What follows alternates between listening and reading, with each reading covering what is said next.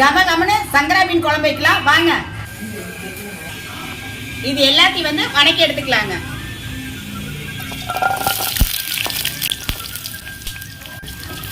மிக்சியில் போட்டு அரைச்சி எடுத்துக்கலாங்க. எண்ணெய் ஊற்றிக்கலாங்க. வெந்தயம் போட்டுக்கலாம். பொடியாக நறுக்கின சின்ன வெங்காயம், பொடியாக நறுக்கின பூண்டு, பச்சை மிளகாய், பொடியாக நறுக்கின தக்காளி பழம் போட்டுக்கலாம். மஞ்சத்தூள் போட்டுக்கலாம். உப்பு, வீட்டில் அரைச்ச மீன் குழம்பு பொடி, அரைச்சி வச்ச பேஸ்ட் ஊற்றிக்கலாம். கரைச்சி வச்ச புளி ஊற்றிக்கலாங்க. தனி மிளகாத்தூள், மல்லித்தூள், மீன் போட்டுக்கலாங்க.